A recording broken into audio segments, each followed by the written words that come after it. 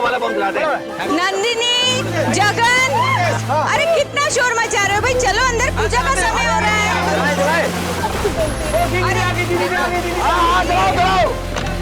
अरे दीदी आप पहले नीरजा, सुन ना बेटा। हाँ माँ, क्या हुआ? मुझे तुझसे बहुत जरूरी बात करनी है। हाँ बोलो ना, क्या हुआ? जरा देखो ना हिना के मन में क्या चल रहा है। जब से आई है बहुत परेशान है। आप टेंशन मत लो, मैं उससे बात करके आती हूँ। हाँ देखो जरा।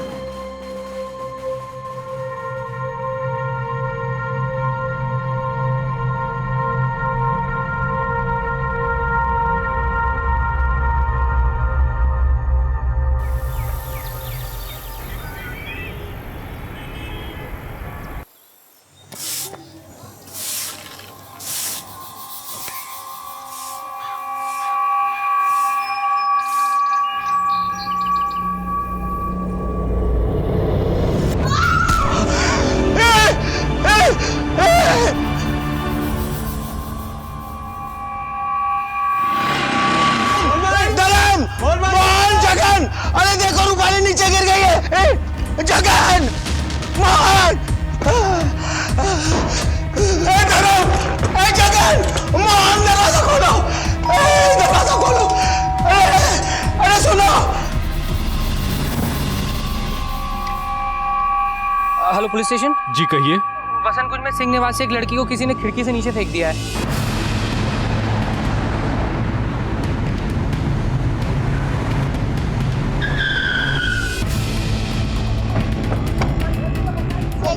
रूपाली बेटी, इधर चेक करो, जरा चेक करो। फॉरेंसिक को बुलाओ और फटाफट अस्पताल भेजिए उसको। कैसे हुआ ये? सब मैंने देखा, ये ऊपर से गिरी।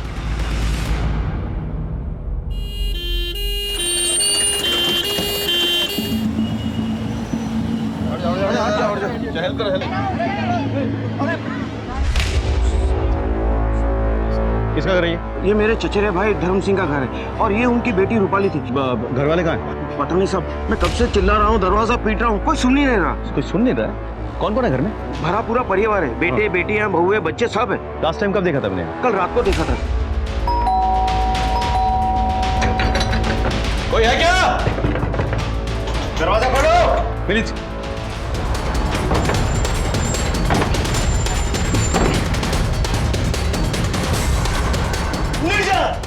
मोहन,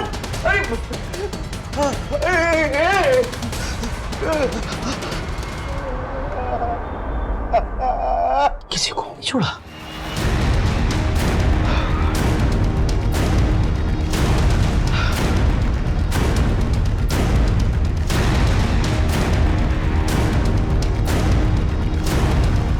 हाँ सर, मैं वसंत कुंज से बोल रहा हूँ सर। चारों तरफ लाशें बिछी हुई हैं, पूरा नरसंहार है सर यहाँ पे।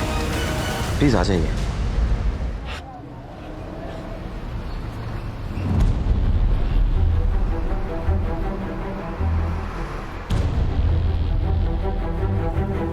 सर बोलो। Bad scene sir, very bad scene. क्या हुआ? क्या है? देखो क्या बताया सर, बहुत सारे क्राइम सीन्स देखे सर, ऐसा नहीं देखा। 10 लोगों की हत्या कर दी सर। 70 साल के बूढ़े से लेकर 7 महीने की बच्ची बेरे में से मार डाला सर। यहां से इस खिड़की से एक लड़की को नीचे फेंक दिया सर। चलो देखते हैं। सर ये बड़ी बेटी नीरजा। Real sad.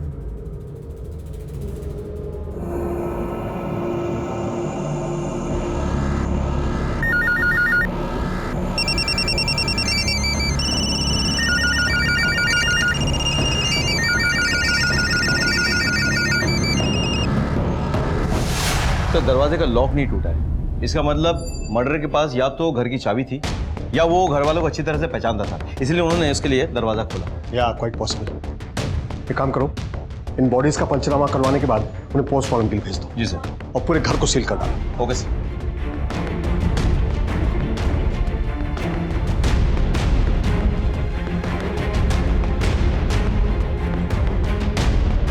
कोई है यहाँ जो इस परिवार वालों को जानता है? जी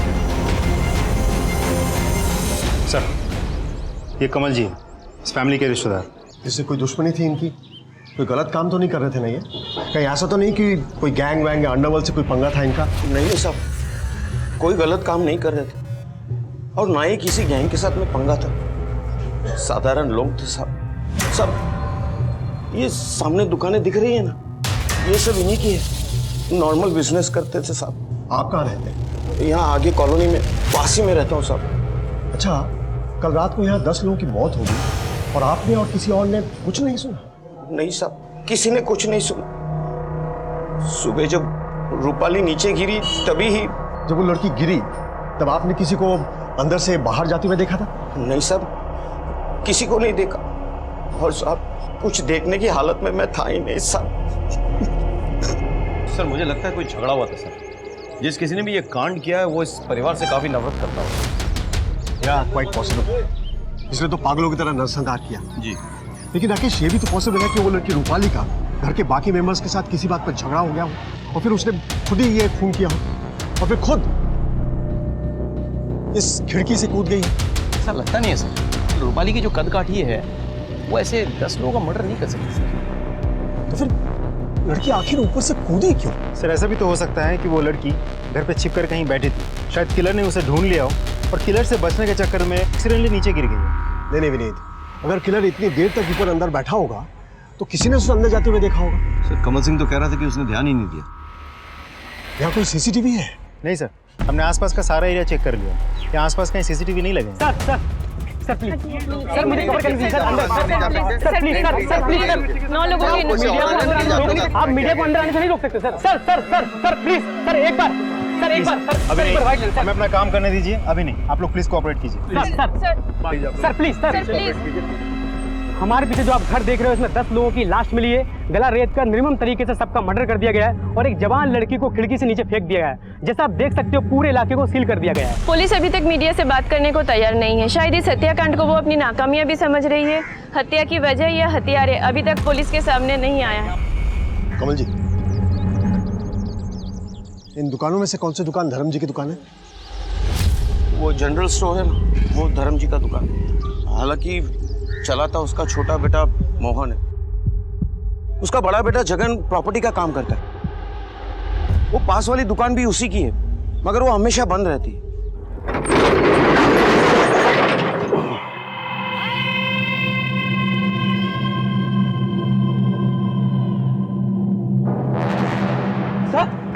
क्या हो गया? ताऊजी क्या हो गया? ताऊजी पुलिस को आइए, बताओ ना ताऊजी।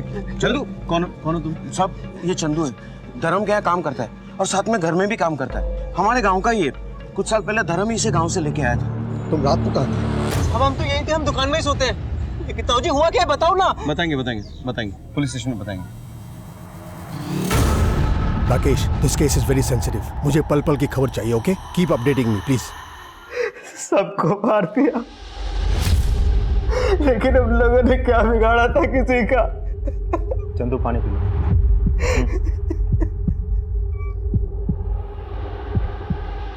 कल रात क्या हुआ था चंदू? हमको नहीं मालूम साहब ये सब कैसे हो गया। हम तो जब वहां से निकले थे सब ठीक था। देखो चंदू, ठीक से बताओ, तुम आखिरी आदमी थे जिन्होंने सबको जिंदा देखा था। बताओ क्या हुआ था? धनतेरस की पूजा थी घर में, सब लोग बहुत खुश थे। हम भी जल्दी दुकान बंद करके घर चले गए थे साहब। आगे चंदू, महिपाल ने सही रेट लगाया ना पटाखों का? हाँ भैया। मम्मी ये पूजा का सारा सामान। नीरजा, जरा देखो बेटा, चंदू सारा सामान सही लाया है कि नहीं?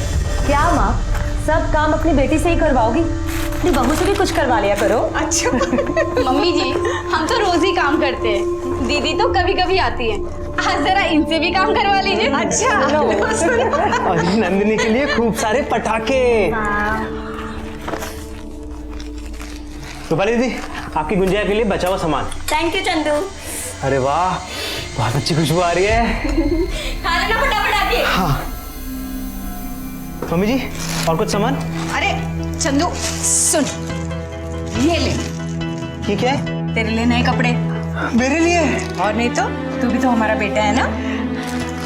खुश रह, चल जल्दी जा और जल्दी वापस आ, पूजा शुरू करनी है। मैं बस यूं गया और यूं आया। भाग के जा। तुमने वहां कुछ भी अजीब देखा? कुछ अलग? ऐसा पूजा थी घर पे, हंसी खुशी का माहौल था। फिर क्या हुआ? उसके बाद हम कपड़े बदलकर दुकान से वापस घर चले गए थे साहब। जबान संभाल के बात कर। हाँ तो तेरा पैसा उधार लिया तूने, एहसान नहीं किया कोई मुझ पर? पूरा ब्याज ले रहा है मुझसे। देख तेरा पैसा लेके परिवार के साथ भाग नहीं जाऊंगा मैं। क्या भैया, आप किससे उधार लिया आपने? कुछ नहीं, ऐसे धंधे के लिए बस। क्या आप अपना धंधा बढ़ाने के चक्कर में हम सबको मुसीबत में डाल देते हैं? नेता बेता है तू, टीचर है जो हर वक्त ज्ञान देता रहता है मुझे। अगर किसी से पैसा उधार लेता हूं ना तो ब्याज सहित लौटाता हूं उसे। तेरे आगे हाथ नहीं फैलाता मैं। लेकिन किसी और के आगे भी हाथ फैलाने की क्या जरूरत है भैया? बस बहुत हो गया। छोटा है छोटे की तरह रह। जा अपना काम कर, बड़ा ज्ञान देना है। क्या कर रहे हैं आप लोग? अब तुम शुरू मत हो जाना। कम से कम त्योहार के दिन तो मत लड़िए। आइए चलिए पूजा करते हैं। ए चंदू, इधर इधर इधर। वाह, बड़ा सुंदर लग रहा है तू। क्या भैया, आप भी ना। तो लक्ष्मी नारायण भगवान की जय।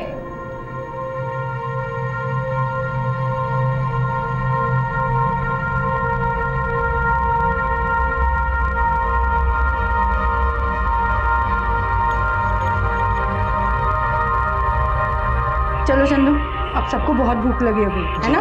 मैं जल्दी से कपड़े बदल कर आता हूँ। जा जल्दी से जाके फिर भाभी की मदद कर। जब कपड़े बदल के तुम घर पहुंचे तो क्या देखा वहां पे तुमने? साहब हम वापस गए नहीं थे, कपड़े बदलने के लिए हम दुकान गए थे। सब वही हमारी आंख लग गई। सब हम जब सुबह उठे तो आप हमारे सामने थे। ऐसे भी कौन सी कुंभकर्ण की नींद सो रहे थे तुम चंदू कि तुम्हें कुछ होश ही नहीं था? को नहीं पता साहब।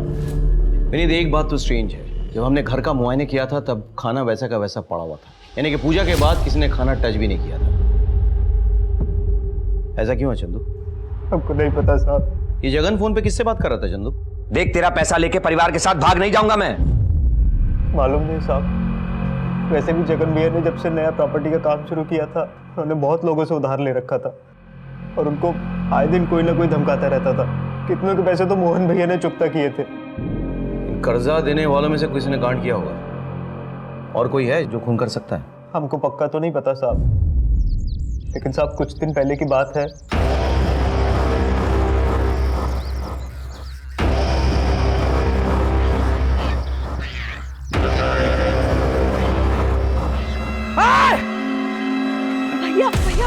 मोहन भाई, चंदू, मोहन भाई, वो जगन भाई रूपाली दीदी के दोस्त को बहुत ज्यादा मार रहे हैं। हाँ, बाहर कहीं जल्दी चलिए, कहीं आइए, जल्दी आइए। भैया ऐसा कुछ भी नहीं है, मयूर मुझे से छोड़ने आया था। कौन है ये?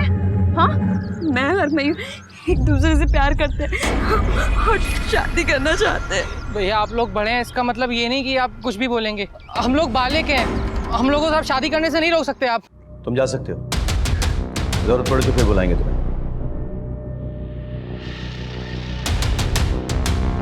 मैं कम इन सर? कम इन। सर ये स्वराज एक्सप्रेस के ट्रेन की टिकट है जो हमें रूपाली के हैंडबैग से मिला था। इसको देखने से तो ऐसा लग रहा है कि रूपाली और मयूर दोनों इसी ट्रेन से सुबह 4:30 बजे जम्मू जाने वाले थे। सर हमें घर में एक लगेज बैग भी तो मिला था जिसमें लड़की के कपड़े, ज्वेलरी और कैश थे। यानी कि रूपाली और मयूर भागने की ताक में थे। हो सकता है कि रूपाली के घर वालों को इस बात का पता चल गया हो, उन्होंने रूपाली को रोकने की कोशिश की हो, फिर मयूर और रूपाली ने मिलकर सबको मार डाला। लेकिन रूपाली नीचे कैसे गिरी थी? इस सवाल का जवाब या तो रूपाली दे सकती है या फिर मयूर। देखो कहाँ है वो, ये भी पता करो किसी ने रूपाली के घर के आसपास मयूर को देखा था क्या? मयूर के कॉल रिकॉर्ड्स निकालो और बाकी के फैमिली के भी। सब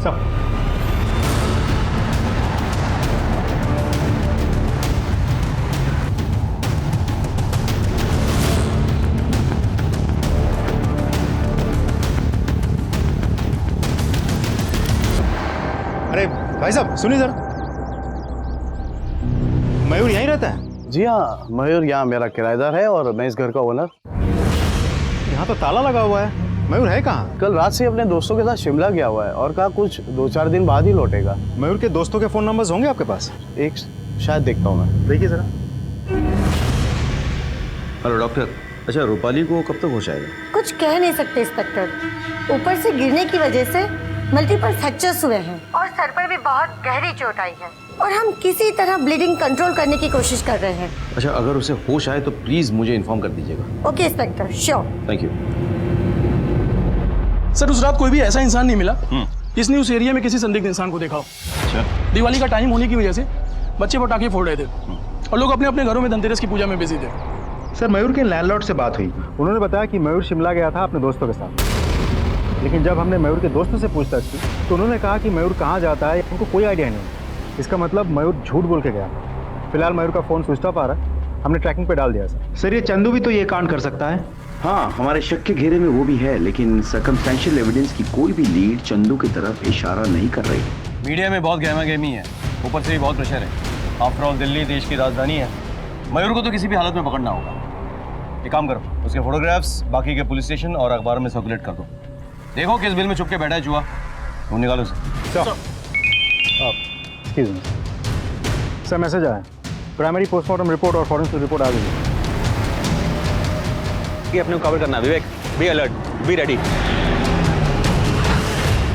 sir sir sir sir Raju ji, sir 11 लोगों की इस हत्याकांड के बाद दिल्ली पुलिस की तरफ से कोई अपडेट नहीं मिला है। क्या कर रही है पुलिस? देखिए हमारे सीनियर इंस्पेक्टर राकेश शर्मा खुद इस केस पर काम कर रहे हैं और बहुत जल्द हमारे हाथ में सबूत लग जाएगा। फिर मैं खुद मीडिया को बुला के सब कुछ अपडेट करूंगा। Till then excuse me please. लेकिन अब तक क्या हो रहा है सर? कोई तो आपको सबूत हाथ लगा होगा। सर कोई तो sir Raju ji. Thank you sir. Primary postmortem report के मुताबिक घर वालों की हत्या चाकू से पतली किसी तेज धार वाले हथियार से हुई है सर। एक और बात सर, घर के 9 लोगों की मौत रात के 12 से 1 बजे के बीच हुई है, जबकि मोहन की मौत सवेरे 5 से 6 के बीच हुई है।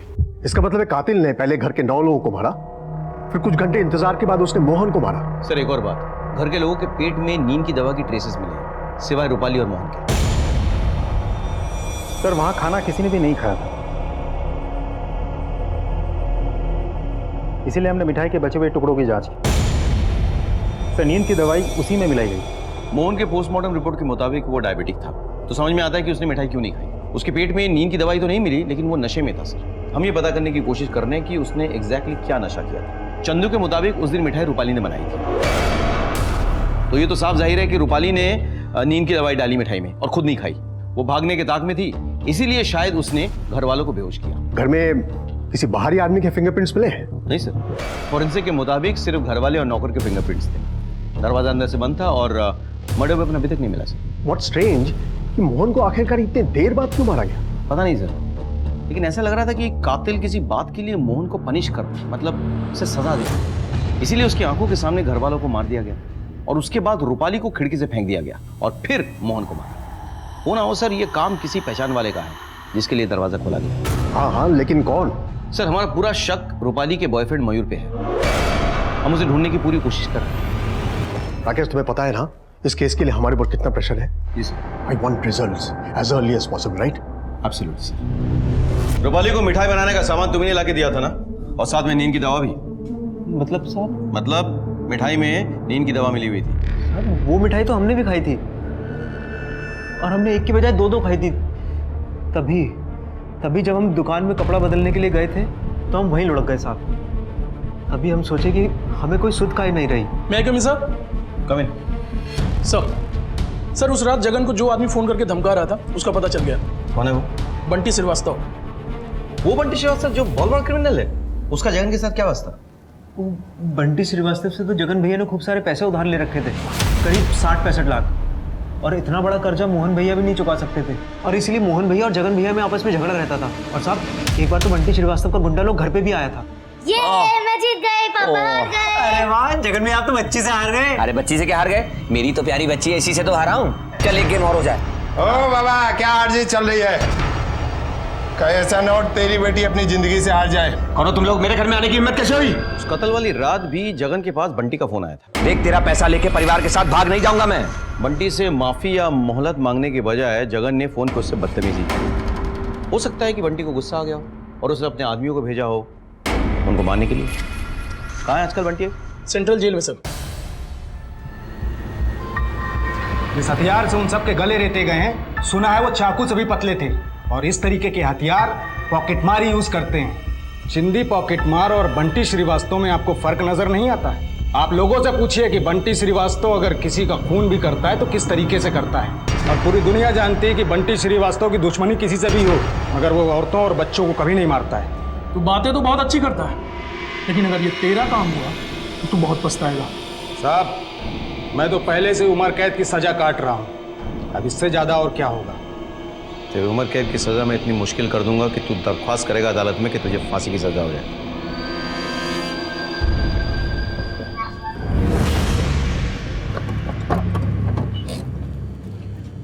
मुझे पता था बंटी श्रीवास्तव से ऐसी जवाब मिलेगा। सर बोलिए।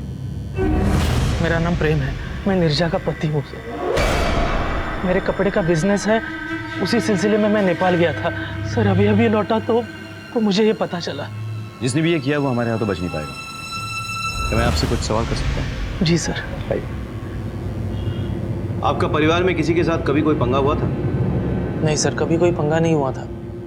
लेकिन 1 साल पहले जगन भाई ने मुझसे 3 लाख रुपए उधार लिए थे, जो वो वापस नहीं कर रहे थे।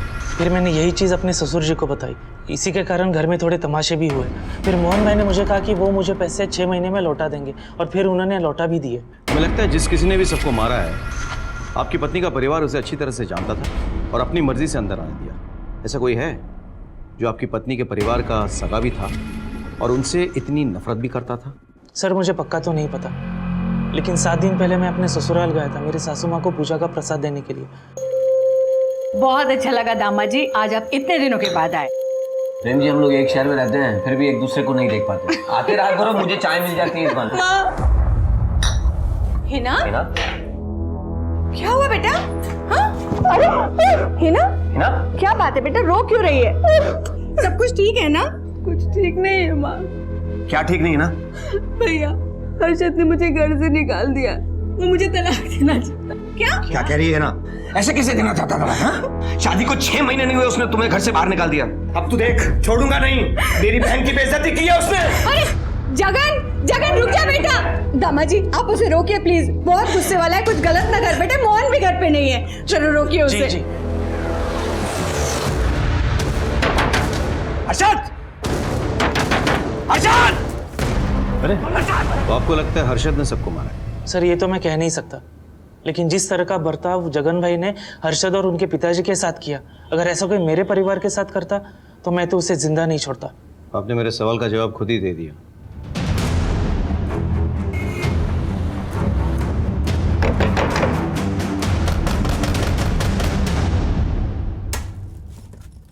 जी हर्षद घर पे हैं?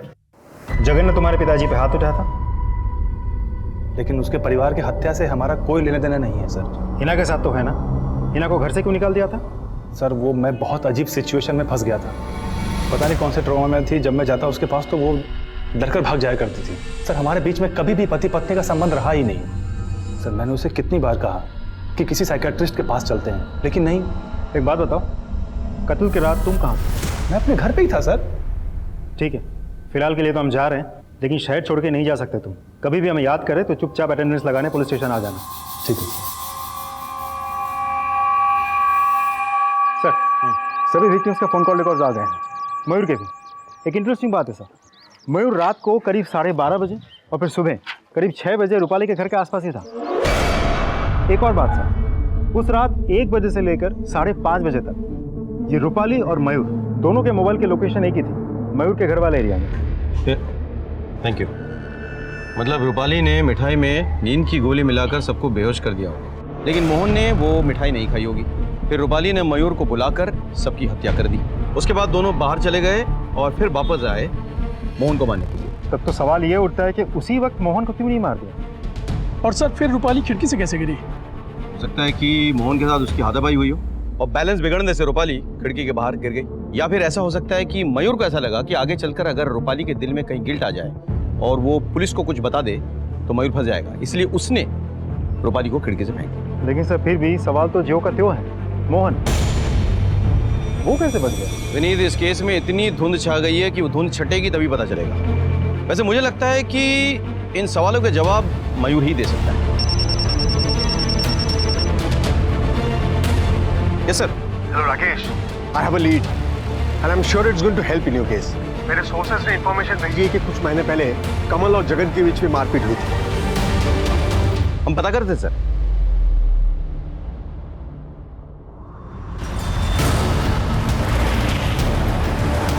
कमल और जगन के बीच झगड़ा हुआ था क्या? हाँ, कुछ दिन पहले उनमें झगड़ा हुआ था। प्रियंका, तुमने नंदिनी को देखा क्या? सुमन, तुमने नंदिनी को देखा क्या? कमल जी के हैं। कमल जी के हैं? हाँ। नंदिनी! हद होती है बेशर्मी की, छोटी बच्ची है ये। तुम्हें शर्म नहीं आई? तुम्हें और कोई नहीं मिला? मेरी मासूम बच्ची मिली तुम्हें ऐसी हरकत करने के लिए? नहीं, तुम्हें कोई गलतफहमी हो रही है। फिर क्या हुआ? फिर भाभी ने जगन जी को बुलाया और दोनों में हाथापाई हुई। ये मेरी भी बच्ची है।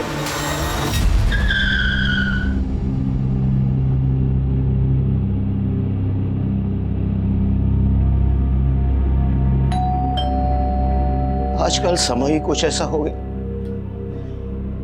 कि लोगों को सच्चे रिश्ते पर भी भरोसा नहीं रहा। उस दिन नेहा ने मुझे नंदिनी को अपने गोद में बिठाकर प्यार करते देख लिया तो उसने गलत समझ लिया साहब। धनतेरस के दिन मेरे घर के अलावा सारे घर में रौनक। वो छोटी बच्ची नंदिनी ने मुझे देखा और दिवाली की शुभकामनाएं दी। हैप्पी दिवाली दादू। मुझे अच्छा लगा साहब, ऐसा लगा कि चलो कोई अपना तो है। नहीं सुधरोगे ना तुम? मैंने आपको सब कुछ सच सच बता दिया, लेकिन आपको फिर भी ऐसा लगता है कि ये मैंने किया है तो आप मुझे जेल में डाल दीजिए। लेकिन साहब आपसे हाथ जोड़कर विनती है, उनके कातिल को ढूंढकर सजा जरूर दीजिएगा।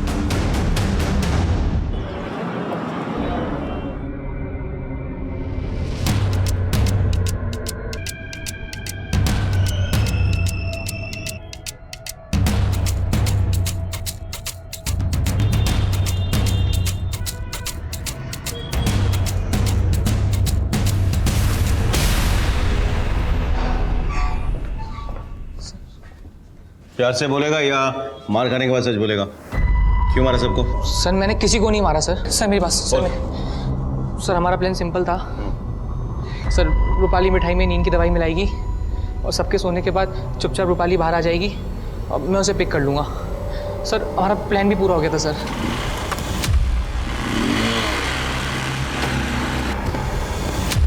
रूपाली आई एम सॉरी, हम आज नहीं भाग सकते। लेकिन क्यों? मेरे दोस्त ने आज वादा किया था कि वो हमें पैसे देगा, लेकिन अब एंड मोमेंट पे उसने मना कर दिया है। मयूर तुम समझ क्यों नहीं रहे हो? मैं कितनी मुश्किल से आई हूँ। मैं जानता हूँ, लेकिन बिना पैसे भागने का कोई फायदा नहीं है। ठीक है, तो ऐसे हालात में मैं जाती हूँ वापस घर। जा रही हूँ। सुनो मेरी बात सुनो। इस वक्त घर पे जाने से क्या होगा? घर वाले तो नींद की दवा खा के सब सो रहे हैं ना। सो हम यहाँ है ना, बैठे हैं ना, सब ठीक हो जाएगा। Don't worry. उसके बाद सर 4-5 घंटे हम साथ में ही थे, फिर मैंने उसको उसके घर के पास छोड़ दिया था सर। बहुत लेट हो गया है, घर में से अगर कोई उठ गया होगा तो? कुछ भी नहीं होगा, तुम घबराओ मत, मैं यही हूँ। तो बंदा जाके मुझे फ़ोन कर देना जैसा भी, ठीक है? हाँ। मत करो।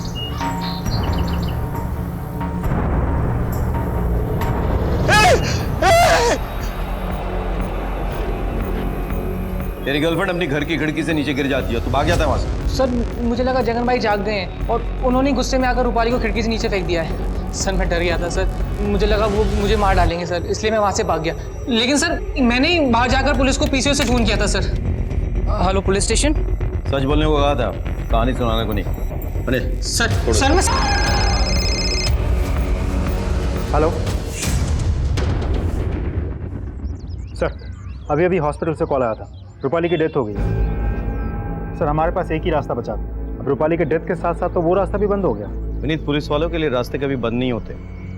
कातिल को तो हम ढूंढ निकालेंगे, तो जो कोई भी है हमारी आंखों के सामने है, बस पर्दे के पीछे छिपा हुआ है।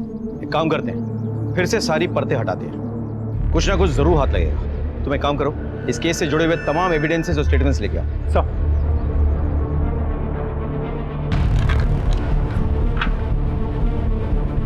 कपड़े बदलने के लिए हम दुकान गए थे, सब वही हमारी आंख लग गई।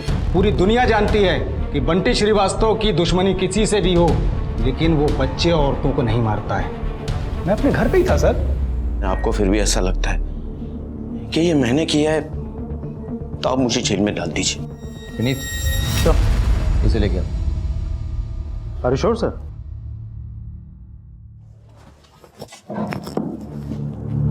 हाँ भाई, उस दिन रात को तूने 2 मिठाइयाँ खाए थे ना, इसमें नींद की गोली मिली हुई थी। हाँ साहब, मैं तो जाते ही लुढ़क गया था। और नए कपड़े बदलने का टाइम नहीं मिला था तुझे। हाँ साहब। तो फिर जब सुबह शटर खुला तो तू अपने पुराने कपड़ों में कैसे आ गया?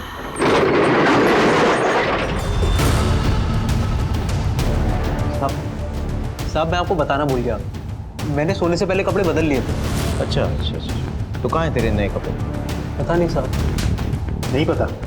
अनिल, याद आया कुछ?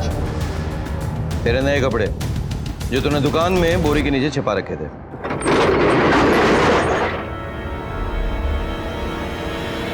चल शुरू हो जा, शुरू से शुरू हो जा, चल। बोले गए साहब मैं दुकान में कपड़े बदलने के लिए जा रहा था, तब माँ तुमसे तो गले नहीं लग पाए माँ। माँ खबरदार जो मुझे अपनी गंदी जबान से माँ कहा है तो तेरे जैसे घटिया इंसान को रिश्तों का मान रखना आता भी है। माँ ऐसा क्यों बोल रही है? क्या हुआ है? शर्म नहीं आई तुझे अपनी ही बहन की इज्जत पर हाथ डालते हुए? क्या बकवास कर रही है आप? अच्छा बकवास कर रही हूँ मैं? हाँ, हिना ने हमें सब कुछ बता दिया है। बचपन से ही तू इसकी इज्जत पर हाथ डालते आया है। अपनी ही बहन की इज्जत लूटता रहा तू। तेरी वजह से आज इसकी गृहस्थी बर्बाद हो रही है। अरे ये तो अपने पति के पास भी जाने से डरती है। राक्षस है तू, बिल्कुल राक्षस। हिना, हिना, माँ जो कह रही है क्या वो सही है? जगन, गलती इसकी नहीं, गलती मेरे कोक की है जो इस जैसे कमीने को मैंने जन्म दिया। ऐसे घटिया इंसान के साथ मैं भी अपनी बेटी के साथ इस घर में नहीं रह सकती। इस घटिया इंसान के साथ तो मैं भी नहीं रहना चाहती। शी, चाचू आप कितने गंदे हो। चल चल निकल जा।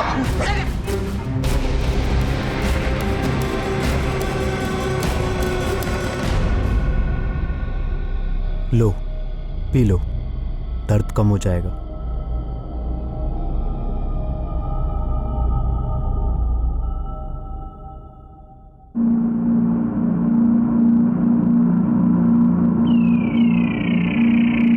तुम जानते हो ना हम तुमसे कितना प्यार करते हैं। तुम्हारे बिना नहीं रह सकते हम।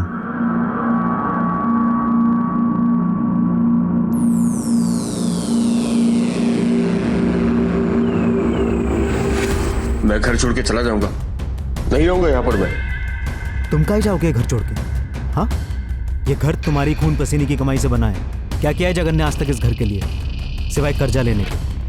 और नीरजा चली गई ना अपने ससुराल, इतना सारा दहेज लेकर। और वो हिना, अरे जो औरत अपने पति को नहीं संभाल सकती वो औरत कहलाने के लायक नहीं होती। क्या क्या बोल कह रहा है तू? उन्हें बहाना चाहिए था तुम्हें घर से निकालने का। चलते हैं वो सब लोग तुमसे, और तुम भी मार खाकर बैठ गए। सिर्फ मर्द की तरह प्यार ही कर सकते हो या फिर मर्द की तरह गुस्सा भी आता है? बकवास मत कर तू, बकवास मत कर।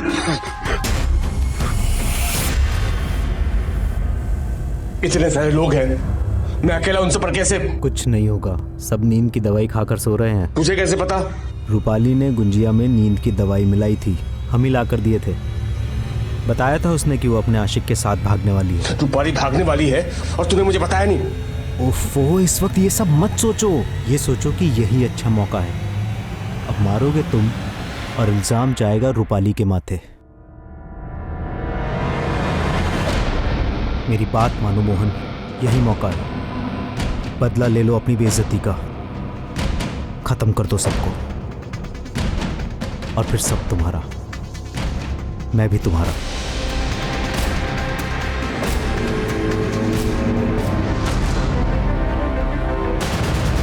रूपाली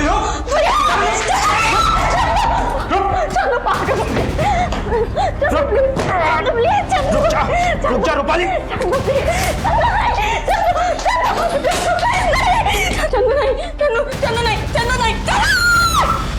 मैंने तेरे जैसा कमीना इंसान नहीं देखा।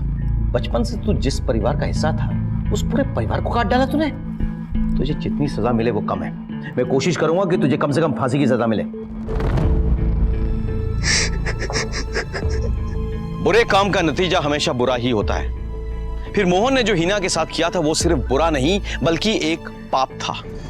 किसी भी लड़की के साथ जबरदस्ती करना अपराध है। फिर हिना तो मोहन की सगी बहन थी। हिना के साथ इतना कुछ होता रहा लेकिन वो चुप रही। लेकिन क्या घर वालों को इस बात की कोई दस्तक नहीं मिली? किसी को कुछ भी एहसास नहीं हुआ? और क्या हिना परिवार में किसी पर कोई विश्वास नहीं रखती थी कि वो अपनी सच्चाई किसी को बयान कर सके? हर रिश्ते की एक मर्यादा होती है और जब कभी इंसान उस रिश्ते को तोड़ता है तो वो किसी ना किसी अपराध को निमंत्रण देता है।